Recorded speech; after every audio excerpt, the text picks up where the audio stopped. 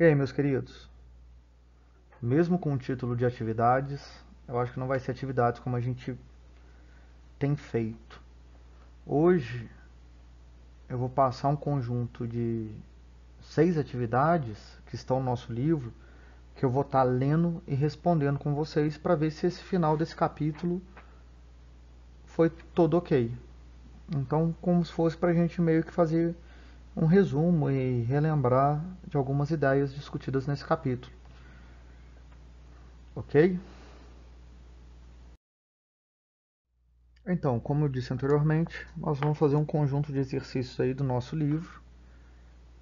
Eu vou estar lendo as respostas e dando essas respostas. E o que eu peço enquanto conselho? Vocês já estão vendo qual vão ser as atividades. Então, se vocês quiserem fazer antes, e até interessante, vocês pausam o vídeo, façam as respostas e comparem com o que eu vou dar enquanto resposta e o que a gente vai conversar um pouco. Certinho? Então vamos começar. Página 44, atividade 4, é do Enem. Nunca nos tornaremos matemáticos. Por exemplo, embora nossa memória possua todas as demonstrações feitas por outros, se nossos espíritos não for capaz de resolver toda espécie de problemas. Não nos tornaríamos filósofos por ter lido todos os raciocínios de Platão e Aristóteles, sem poder formular um juízo sólido sobre o que nos é proposto. Assim, de fato, pareceríamos ter aprendido não ciências, mas história. Esse texto aí é de Descartes, aí vocês podem ver de onde foi tirado. Então, pergunta: em busca pelo valor, em busca pelo saber verdadeiro, o autor considera o conhecimento de modo crítico como resultado da. Então vamos lá. Esse resultado seria o quê? Da investigação da natureza empírica, da retomada das tradições intelectuais, da imposição de valores ortodoxos, da autonomia do sujeito pensante, da liberdade do agente moral. Então, o que nós temos aqui? Seria a resposta D, autonomia do sujeito pensante. É esse ser que, através de um determinado conhecimento, ele vai valer desse conhecimento e vai fazer esse pensamento crítico dele. Ele vai olhar para aquilo, ele não vai simplesmente reproduzir, mas ele vai tecer esse pensamento crítico. Então, a autonomia de um sujeito pensante, de olhar o objeto e interpretar o objeto. No caso aqui, esse que ele vai estar estudando. Ok? Bora lá. Página 44. E já como parêntese, se vocês tiverem colocado uma resposta diferente ou pensarem em uma resposta diferente, comenta lá no Google Sala de Aula e eu tento tirar as dúvidas. Aqui no caso, vocês podem ver que as outras respostas, ela fala de uma condição de igual valores ortodoxos, quer dizer, da tradição intelectual. Se você está pensando criticamente, você está sempre esse sujeito novo, ele observando, ele não vai usar aquilo que está pronto, ele vai tentar ser além. Olha pelo comentário. Não é você só ler Platão e Aristóteles. A ideia da matemática, você não. Embora as memórias possuam todas as demonstrações feitas, quer dizer, todo mundo já tem uma equação matemática, já tem uma expressão matemática, mas a matemática ela não dorme, ela sempre tem algo novo sobre ela. Então é pensar nisso aqui. De novo, qualquer dúvida sobre alguma resposta diferente, a gente tenta tirar lá no Google Sala de Aula. Então bora para o 5, na página 44. O FPA. No contexto da cultura ocidental e na história do pensamento político e filosófico, as considerações sobre a necessidade de valores morais prévios na organização do Estado e das instituições sociais sempre foi um tema fundamental, devido à importância, para esse tipo de questão, dos conceitos de bem e de mal, indispensáveis à vida em comum. Diante desse fato, da história do pensamento político e filosófico, a afirmação de Spinoza, segundo a qual, se os homens nascessem livres, não formariam nenhum conceito de bem e de mal, enquanto permanecessem livres. Então essa é a frase de Spinoza. E a pergunta é, que essa frase quer dizer o seguinte. Então vamos lá. O homem é, por instinto, moralmente livre, fato que condiciona sua ideia de ética social. B. Assim como o indivíduo é anterior à sociedade, a liberdade moral antecede noções como bem e mal. Os valores morais que servem de base para a nossa sociedade são tão naturais quanto o nosso direito. Não poderíamos falar de bem e de mal se não nos colocássemos além da liberdade natural. Não há nenhum vínculo necessário entre viver livre e saber o que são bem e mal. Então, enquanto resposta, letra D. Não poderíamos falar de bem e de mal se não nos colocássemos além da liberdade natural. Por quê? Ele está falando que esse homem, na liberdade natural, ele não conhece bem e mal. Ele só vai conhecer quando ele sair desse estado natural dele. Quando ele for confrontar questões. E aí sim, esse bem e mal, essas identificações entre bem e mal, essas questões morais, elas vão acontecer nesse conflito do homem que sai dessa liberdade natural dele. E aí ele passa a ter questões significantes dessas novas relações. Certo? Alguma dúvida em outra questão? Qualquer coisa posta lá. Eu acho que talvez a B poderia confundir um pouco. Não sei, assim como o indivíduo é anterior à sociedade, a liberdade moral antecede noções como bem e mal. Na verdade, você não conhece, né? Porque ela não antecede porque você não conhece ela. Eu acho que seria talvez uma das questões aí que poderia causar algum conflito. Se não, ok. E aí, como é que vocês estão? Acertando? Então vamos avançar um pouquinho. Questão 6. OEL, PR. É ótimo ouvir falando por siglas. Mas vamos embora. A ideia ilusória da vontade livre deriva da percepção inadequadas e confusas. A liberdade entendida corretamente, no entanto, não é o estar livre da necessidade, mas sim a consciência da necessidade.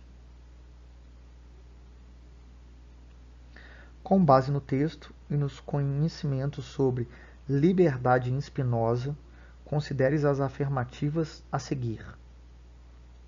A liberdade identifica-se com escolhas voluntárias. A liberdade significa a capacidade de agir espontaneamente segundo a causalidade interna do sujeito. A liberdade e a necessidade são compatíveis. A liberdade baseia-se na contingência, pois se tudo no universo fosse necessário, não haveria espaço para ações livres.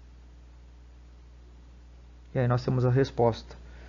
Enquanto letras 1 e 2 como certas, 1 e 4 como certas, 2 e 3 como certas, 1, 3 e 4 como certas, 2, 3 e 4 como certas.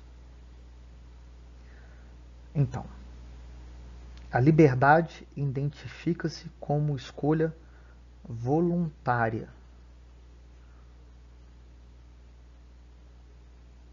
Aqui não. Então tá errado.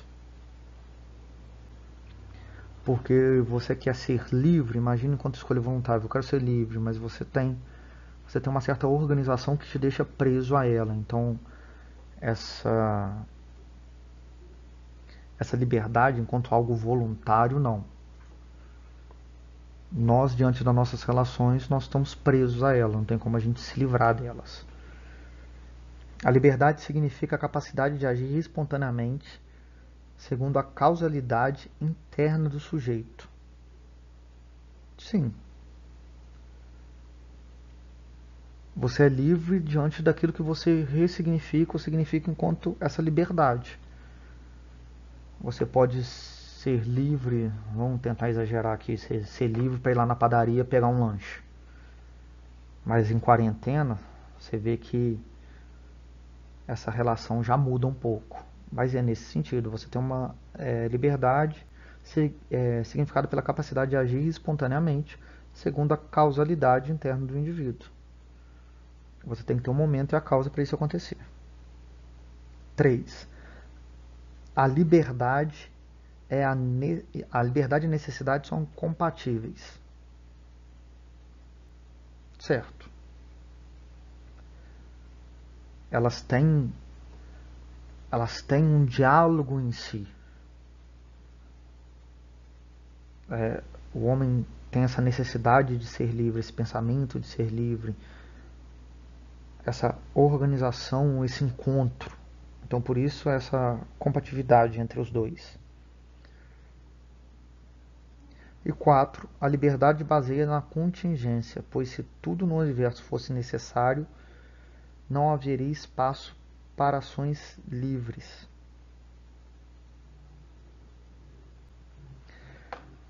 Ela está errada por causa dessa relação que ele quer tentar provocar das ações do universo. Como se tudo fosse programado. Então, se tudo fosse programado, você não estaria livre para ações que seriam suas.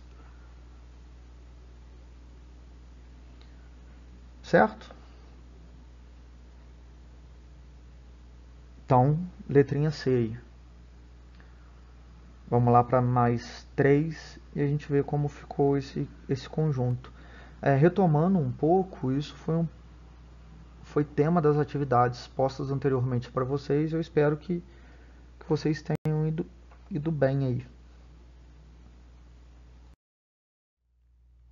Então vamos lá, dando continuidade, atividade 8 ainda na página 44, Unioeste, Paraná. A passagem do estado de natureza para o estado civil determina no homem uma mudança muito notável, substituindo na sua conduta o instinto pela justiça, dando às suas ações a moralidade que antes lhe faltava. E só então que, tomando a voz do dever, o lugar do impulso físico e o direito, o lugar do apetite, o homem até aí levando em consideração apenas sua pessoa, vê-se forçado a agir baseando em outros princípios e a consultar e ouvir a razão antes de ouvir suas inclinações. Embora nesse estado se prive de muitas vantagens que flui da natureza, ganha outras de igual monta. Suas faculdades se exercem e se desenvolvem. Suas ideias se alargam, seus sentimentos se enobrecem, toda sua alma se eleva a tal ponto que deveria sem cessar bendizer o instante feliz que dela o arrancou para sempre e fez de um animal estúpido e limitado um ser inteligente e um homem. Fala Rousseau. Com base no texto, segue as seguintes afirmativas. A mudança significativa que ocorre para o homem na passagem do estado natural para o estado civil é a de que o homem passa a conduzir pelos instintos, como um animal estúpido e limitado. A conduta do homem no estado natural é baseada na justiça e na moralidade e em conformidade com princípios fundados na razão. Ao ingressar no estado civil, na sua conduta, o homem substitui a justiça pelo instinto e apetite, orientando-se apenas pelas suas inclinações e não pela voz do dever, e sem ouvir a razão. 4. Com a passagem do estado de natureza para o estado civil, o homem passa a agir baseando em princípios da justiça e da moralidade, orientando-se antes pela razão do que pelas inclinações. 5. Com a passagem do estado de natureza para o estado civil, o homem obtém a vantagem que faz um ser inteligente e um homem, obtendo assim a liberdade civil, submetendo-se apenas à lei que prescreve a nós mesmos. Então, enquanto resposta, nós temos lá, letra A, apenas 1 e 2 estão corretas, B, 2 e 3 corretas, C, 1 e 5 corretas, D, 4 e 5 corretas, E, 2 e 5 corretas. Então vamos lá, tentar enxergar um. Número 1. A mudança significativa que ocorre para o homem na passagem do estado natural para o estado civil é de que o homem passa a conduzir pelos instintos como um animal estúpido e limitado. Falso. 2. A conduta... Aqui essa 1 eu acho que não tem muita dúvida não, né? 2. A conduta do homem do estado natural é baseada na justiça e na moralidade, em conformidade com princípios fundados na razão. Falsa também. O estado natural ele não se vê dessa forma. 3. Ao ingressar no estado civil, na sua conduta, o homem substitui a justiça pelo instinto. Só aqui a gente já vê, ao ingressar no estado civil, ele substitui a justiça pelo instinto. Então, errado. 4. Com a passagem do estado de natureza para o estado civil, o homem passa a agir baseado em princípios da justiça e da moralidade, orientando-se antes pela razão do que pelas inclinações. As inclinações são os instintos, tá certo. E 5. Com a passagem do estado de natureza para o estado civil, o homem obtém vantagens que o faz ser inteligente e um homem, obtendo assim a liberdade civil, submetendo apenas à lei que prescreve a nós mesmos. Verdadeiro. Essa lei de direitos, né? Pensar coletivamente em função de uma lei que cabe a todos. Então nós temos aí 4 e 5 como corretas. Número 9. É da mesma forma que a 8, né? Então vamos lá, assinale alternativas verdadeiras. Eu já vou lendo e já vou respondendo para não ficar muito longo. Pode ser? Não sei se vocês responderam sim ou não, mas eu vou fazer dessa forma. Já falando das alternativas, né? Afirmação 1, a letra A, a afirmação 1 e 2 estão corretas. B, as 3 afirmações estão incorretas. C, a afirmação 1 e 3 são corretas. D, apenas a 1 está correta. E apenas a afirmação 3 está correta. Fiquem atentos, porque igual, se vocês verem no conjunto das letras, está falando de corretas e incorretas. Isso se vocês, dependendo da avaliação que vocês estiverem fazendo, isso pode confundir. Às vezes serve de pegadinha. Então fiquem muito atentos a isso. O que está sendo falado, se elas são corretas, se elas são incorretas. E os numerais certos. Ok? Então vamos lá. PUC, Paraná. De acordo com as intenções de Rousseau, em discurso sobre a origem e os fundamentos da desigualdade entre homens, considere as seguintes afirmações. Nessa obra, Rousseau analisa a degeneração da moralidade da natureza ao homem e atribui responsabilidade à própria civilização pela queda moral do homem. Ah, professor, eu não li o livro, mas você tem a ideia de Rousseau. E nessa primeira resposta, a gente vê claramente o pensamento dele. Se é o homem que é capaz de fazer suas leis, de se guiar, de se organizar enquanto coletivo, é dessa relação de coletiva que está falando disso aqui, ó, dessa queda moral. É diante dessas relações do homem que eles vão fazer cumprimentos morais ou não. E aí, se você falar que as relações dos homens são amorais são relacionados pela própria conduta deles. A sociedade, ao ver de Rousseau, impôs aos seus indivíduos uma uniformidade artificial de comportamento, levando-os a ignorar os deveres e as necessidades fundamentais da natureza humana.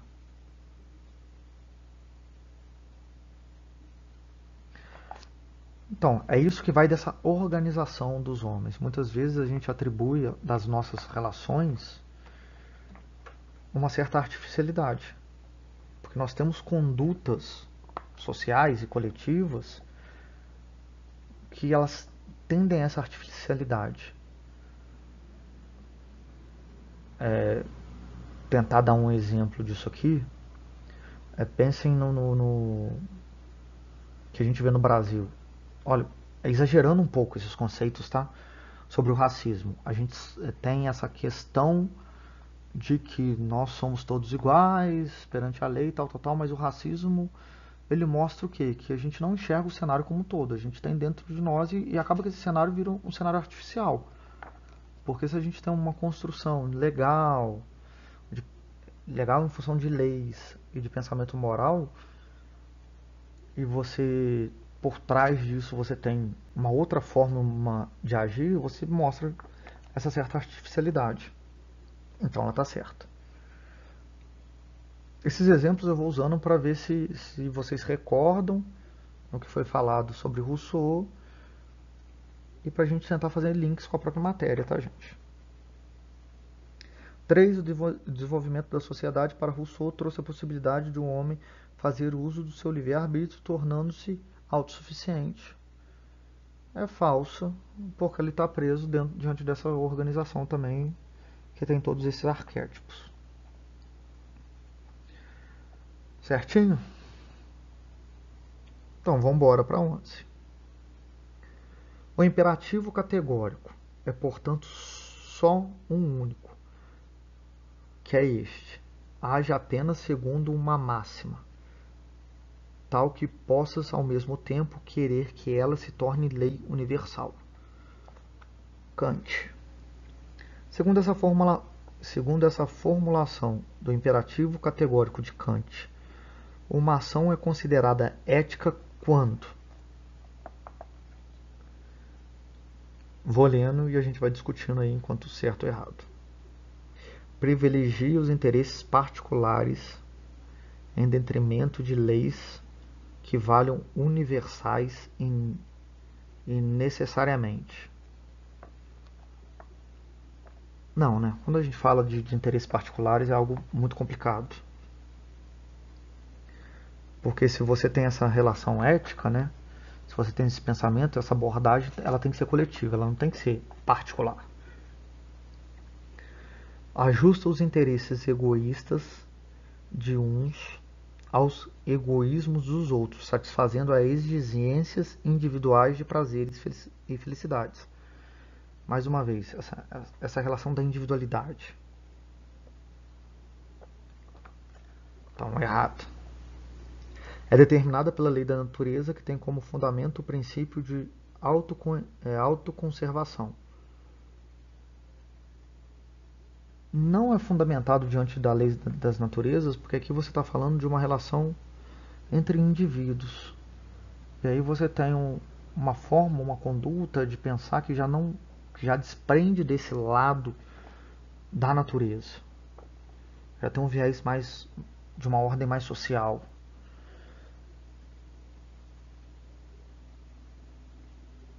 D. Cadê o D, gente? Está subordinada à vontade de Deus, que preestabelece o caminho seguro para a ação humana.